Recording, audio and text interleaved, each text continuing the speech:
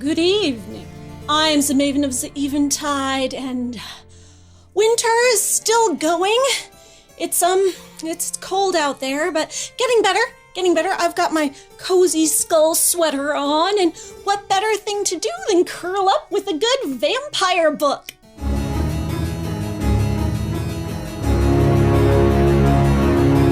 So have you been getting a lot of pandemic reading done? Yeah, I didn't expect this whole stay-at-home forever thing to last for a year. It's been almost a year now. Yeah, back when the whole COVID lockdown thing started, I used to talk a lot more about vampire media in screen form. And you may have noticed that since then, I have started talking a lot more about vampire books.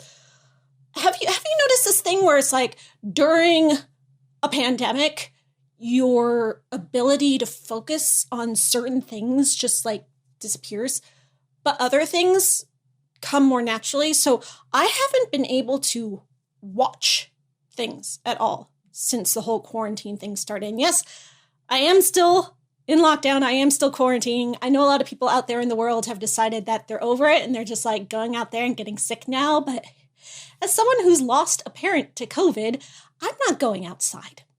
So we're staying at home. We're reading vampire books. And I had been working on vampire reviews about The Strain.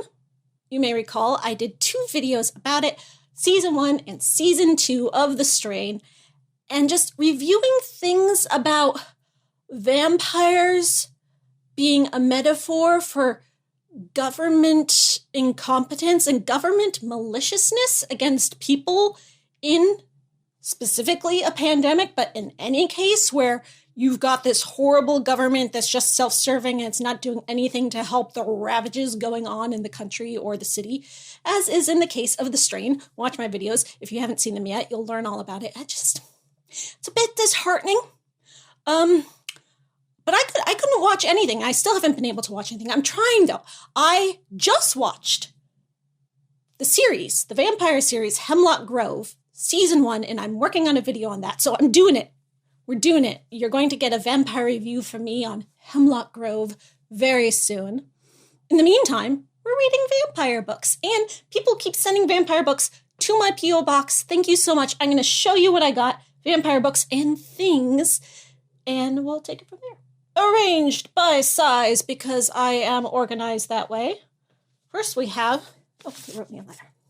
A World of Darkness tie-in book, Vampire. This one's called Dark Prince by Keith Herber. The Modern City, aka The Happy Hunting Ground. Vampire Cannibalism, the Ultimate Crime. Sullivan was a working stiff, a before-the-mast sailor, when he was taken in by the family almost 150 years ago. They gave him immortality and an undying hunger for human blood. Since then, Sullivan has been on the prowl. And what better place for a night creature than modern San Francisco? Its streets crowded with runaways, drifters, tourists, violent gangs, and nameless punks. Food is plentiful, even food for the darkest hungers of the inhuman heart. But San Francisco is more than just a hunting ground, known as the Casablanca of the world of darkness because it is home to so many competing vampire clans that have heretofore existed in relative peace. It is on the verge of becoming the locus for many schemes of immortals both within the city and beyond. And when Sullivan falls victim to their plots and is accused of diablerie, vampire cannibalism, he discovers how easily the hunter can become the hunted. Dark Prince from White Wolf Fiction. When did this come out? Sounds so very 90s.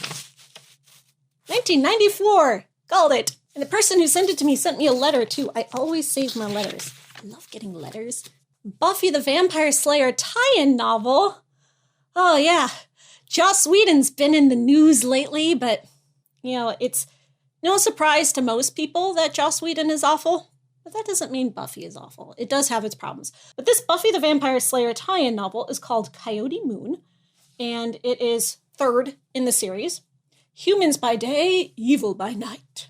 So, werewolves? Of shapeshifters and skinwalkers. As long as there have been vampires, there has been the Slayer, One girl in all the world to find them where they gather and to stop the spread of their evil and the swell of their numbers. The seedy carnival looks just like the thing to give Buffy and her best buds, Xander and Willow, a break from staking bloodsuckers.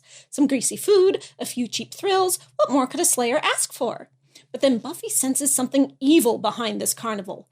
Xander and Willow aren't so sure. They don't buy Buffy's notion that the carnies are somehow connected to the corpses turning up around Sunnydale. Well, that's very understanding of Willow and Xander to not, immediately accuse the carnies, as carnies are often done. It doesn't help that her two best friends are each interested in someone at the carnival, which puts the burden of proof on Buffy. Oh, so it's going to turn out that the carnies are evil. Yeah, great. Working with stereotypes there. Can she find out what's going on in time to save her friends, or has the slayer become the prey? I bet it will subvert some tropes. I have hope. I hope it's not, problematic. A Joss Whedon property not being problematic.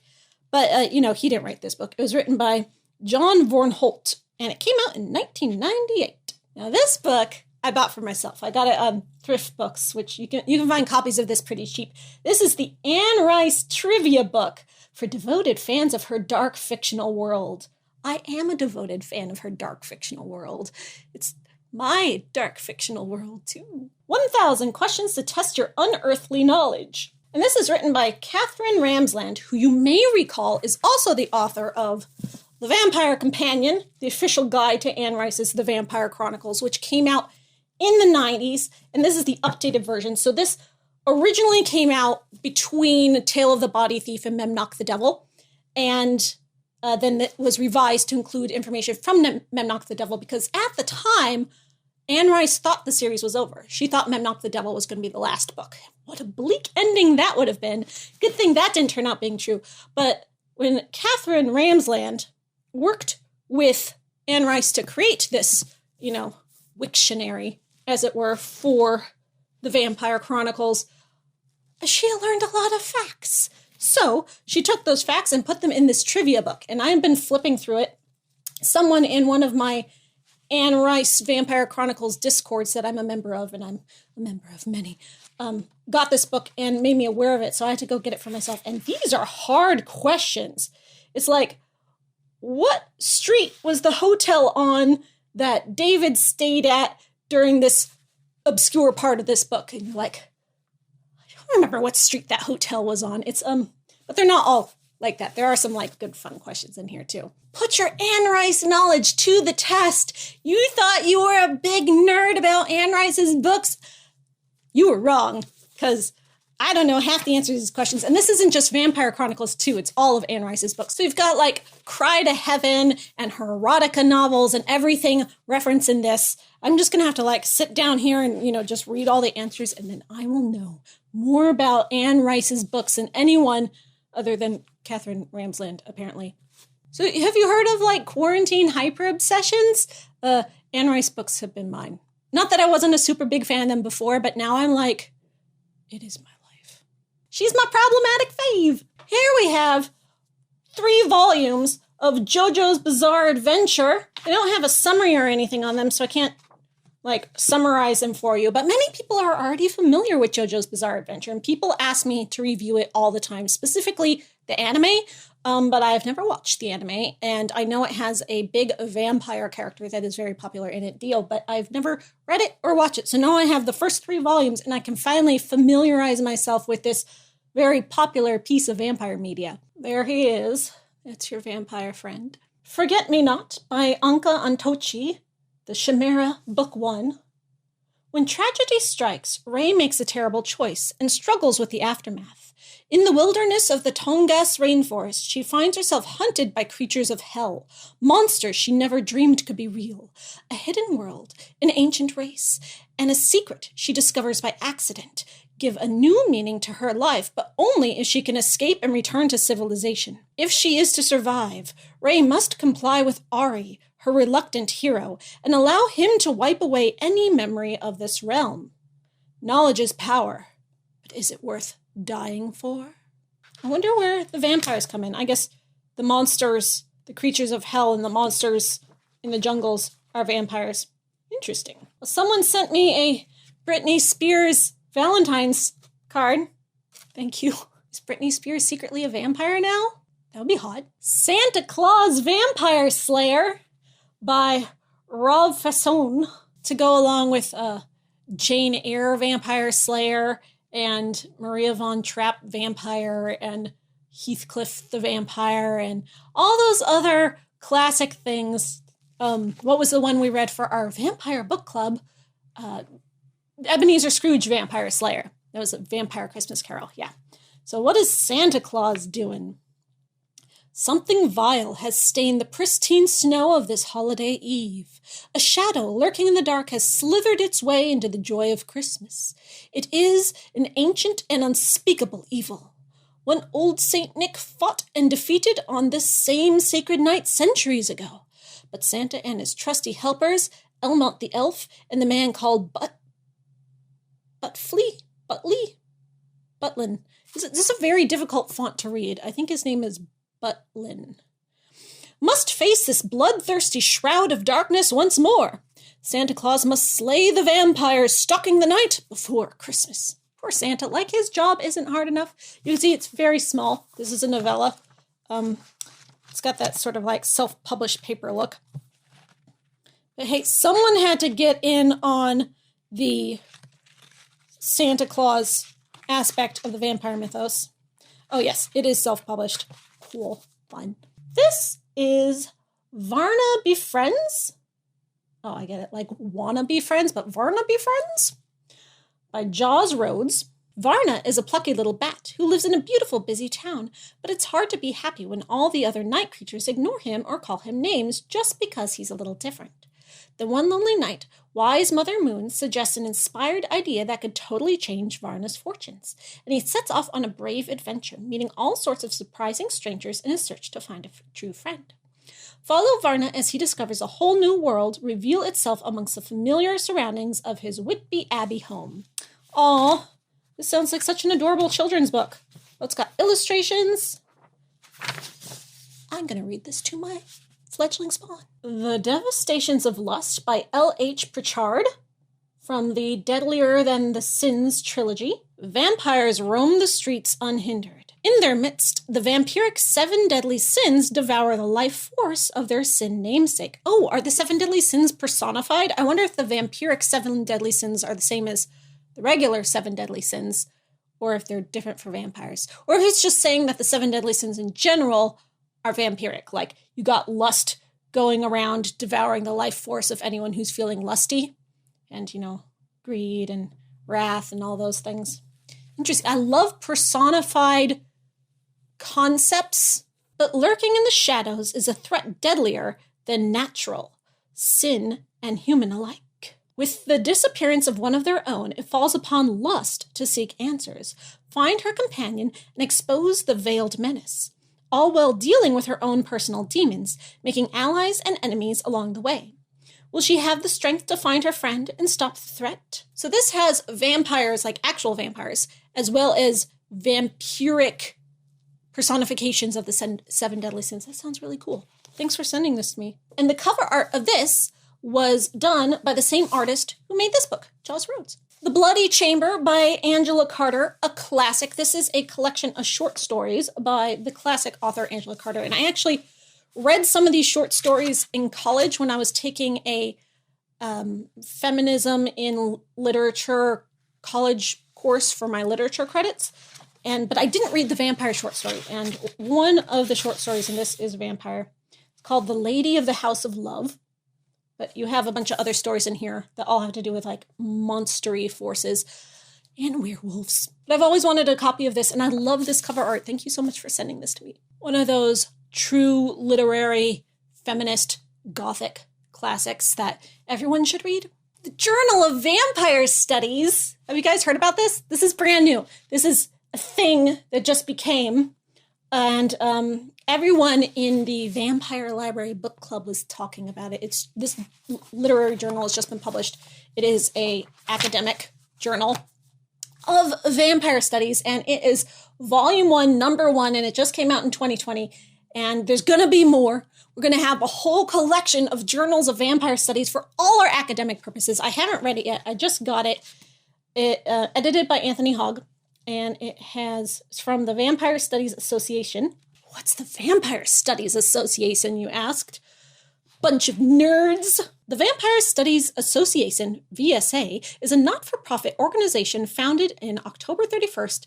Of course, it was founded on October 31st, 2018 at City Library, Melbourne, to establish vampire studies as a multidisciplinary field by promoting, disseminating, and publishing contributions to vampire scholarship. As someone who's built her entire career out of vampire scholarship, I approve. If you, like me, have interest in vampire scholarship, you absolutely must read this book.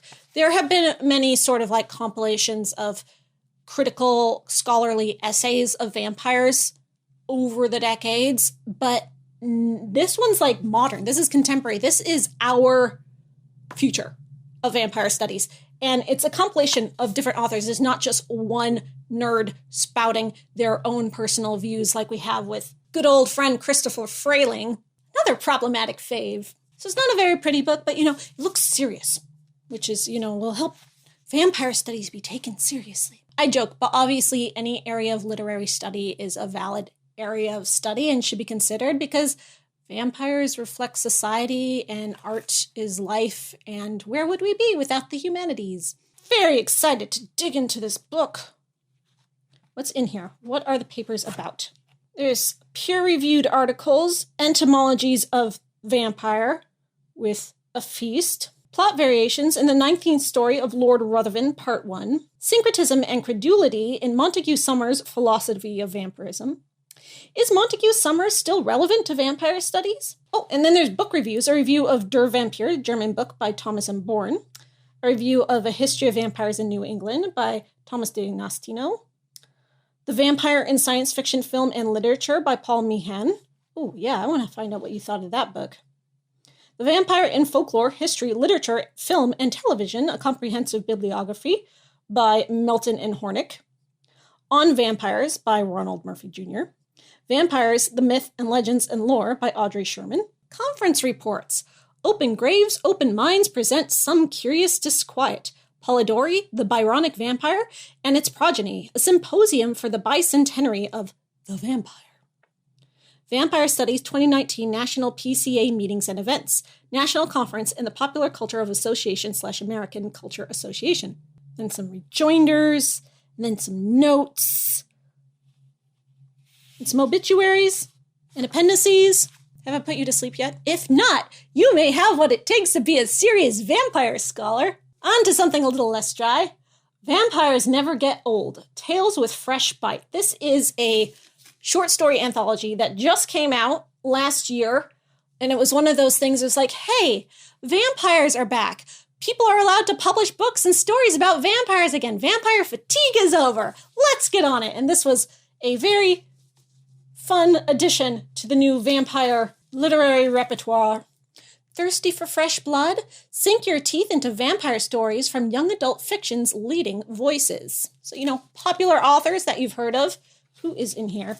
Ooh, lots of people. We got like Rebecca Roanhorse, Heidi Heelig, Samira Ahmed, Marco Shiro, Dianelle Clayton, and V.E. Schwab. In this delicious new collection, you'll find stories about the lurking vampires of social media, the rebellious vampires hungry for more than just blood, and eager vampires coming out and going out for their first kill, and other bold, breathtaking, dangerous, dreamy, eerie, iconic, powerful creatures of the night. Welcome to the evolution of the vampire, and a revolution on the page. Vampires Never Get Old includes stories by authors both best-selling and acclaimed. So you know how we talk all the time of like, every version of vampires has been done before. Vampires are used as a metaphor for society and culture, and we've seen every possible way. What do the future of vampires hold? What are the new brilliant ideas that people will come up for how to use vampires in fresh, interesting ways? Well, here you go. Get started. Vampires Never Get Old, Tales with a Fresh Bite. That's exactly what they're doing here. Well, these are really cool. I got these for Christmas. They got Dracula and Frankenstein. These are just the original novels, but with very cool covers. We get the back of their heads, too. So you know how I collect Gothic novels? I'll get, like, a collection that's put out with a certain book binding. I'll get Dracula, Frankenstein, Dorian Gray, Jekyll and Hyde, Phantom of the Opera, Wuthering Heights, Sherlock Holmes, Edgar Allan Poe, and like whatever else fits in that gothic vibe in the same binding. Well, this collection only has these two, which disappoints me, but I had to get them anyway because they are a matching set. And by get them, I mean ask for them for Christmas and be very happily receive. Maybe they'll come out with more with the other ones. I hope so. They're published by Puffin Books, if you want to find them for yourself. Here's a copy, speaking of Edgar Allan Poe, of just the complete collected works of Edgar Allan Poe, which my mother-in-law was going to throw away, and I said, no, it's mine. She gave it to me. But, you know, of course I already have the complete collected works of Edgar Allan Poe, but not in this version. A lot of people like to argue that there are a few vampire stories in Edgar Allan Poe, and you'll usually see some of his stories included in vampire collections of public domain works that are cheap and easy to put out. I don't agree with that. I think there are stories that are vampire-y, but no actual literal vampires. It definitely fits our theme here, and the introduction in this book is by Wilbur S. Scott, and the cool thing about getting different editions of the same stories rebound and redone is you always get those introductions, which are just literary essays that improve your knowledge of the significance of the where this fits in the canon of literature's history and Gothic literature, which impacts vampires, so, you know, it's relevant. And a doorstop. Use that to hold my door open. I'm just kidding. I never open doors because we don't go outside. This I am super excited about. This is The Carpet Merchant of Constantinople, Volume 1, by Raymond Yee. It is a comic, a graphic novel, and it's huge and hardback and beautiful, and it's a vampire story. And I have been aware of this comic for a few years now, and I've always wanted it, and someone gifted it to me, so I'm very happy to finally have it. And it's set in Turkey, so it's Turkish vampires. Very cool. You don't get to see that very often, at least not ones that are actually set there and written by people from there. In the late 17th century, Zeynel and Asa are a pair of happily married carpet merchants with one of the most successful workshops in Istanbul. While away on business one day, Zeynel encounters a lost traveler dressed in red. Despite seeming friendly at first, the traveler attacks Zeynel, who flees in terror. On waking up the next morning, however, he finds he has been the victim of the genie, a vampire. Stricken, and now a genie himself, he makes his way home to his beloved Asa, struggling to reconcile his new life with his faith, family, and former identity. The reviews say it's uniquely eloquent and so pretty. Just look at the heft of this thing. And I like that they're drawn as just like normal-looking people. Like, it's a really cool art style. Now I have a few new vampire things. This is a vampire Lego set, which I don't know who sent it to me. It just came in a box, no note or anything. It's just a cool vampire Lego set, and I had to wrestle it away from my fledgling spawn because he wanted to build it himself because he is obsessed with Legos, but it's mine. Thank you. It's so cute. I like that it shows that the little bat you can make, his wings can flap. This Squishable, not to be confused with Squishmallows. I guess Squishable is like the competitor brand of Squishmallows, but it's a little fuzzy Grim Reaper, and I love it so much. Thank you so much for sending this to me. I was so surprised. He's got a little scythe. This is really cool. It's a tote bag. It says, a vampire mon amour. And it's got a vampire mouth biting into a heart, some blood, and there's a letter that came with it that informed me that this was the official merch created for a Masters in Performance Art Management in Paris program that the person put on. The best way I can describe it is a vampire rock concert. And the person tells me that they used my videos for research in planning the event, which I think is really cool. So they wanted to give me some of their official merch from the event, which is this tote bag. Thank you so much. I'm so honored that you use my videos as research. Like, when it comes to research and vampire studies, you think people would be using stuff like this, but I guess what I do with my videos is I take stuff like this and then I distill it for you down to a specific media example. Am I just like patting myself on the back too much? But, you know, that's the plan. That's what we do here on Vampire Reviews. I am getting back into scripted vampire reviews of screen media. starting with Hemlock Grove, which was requested by one of my Patreon patrons. Thanks. Yeah, I've got some thoughts on Hemlock Grove, which you will hear soon. But the last thing I have to share with you tonight is this, which doesn't have any vampires in it. This is an art. It is a ink pen art of a scene from my book, The Company of Death. This book, did I ever tell you I wrote a book? Yeah. The first book in the trilogy. But someone drew an illustration of one of the scenes in the book and sent it to me, and then I framed it because I'm going to put it on my wall. Thank you so much. If you've ever drawn art from my book, The Company of Death, or anything else I've ever written, I want to see it. Please send it to me. You don't have to send me a print like this. Just link me to it. I want to see it. I'm so touched, and I know exactly where I'm going to hang this too. Thank you so much to everyone who sent vampire books to my P.O. Box. Books and things. I'm just honored that you want to share these vampire things with me, media that meant a lot to you in your vampire knowledge acquirement, vampires that spoke to you as a reader, vampires that were a significant part of your personal emotional development, because that's what vampires are. They speak to our souls, and we're here to talk about that. So, what do we have coming up next? We are reading for the Vampire Book Club this month, Soulless by Gail Carringer. It's a Monster Mash book, but it's got vampires in it. It's the first in the Parasol Protectorate series, and you have until March 13th to read it, and then we'll have a live stream on this channel where we will discuss this book and decide what book we're going to read for next month. To join the Vampire Book Club, join my Discord, or you can just join my Vampire Discord to talk about vampires and not join the book club, whatever you prefer. And for those of you who are not as excited about vampire books as I am and want to get back to talking about vampire TV shows and movies, well, you're in luck, because that is happening next. May the rest of your winter be warm and cozy, and hopefully we have a very spooky gothic spring on the horizon. Until then, stay inside, keep social distancing until you get your vaccine, and read lots of vampire books.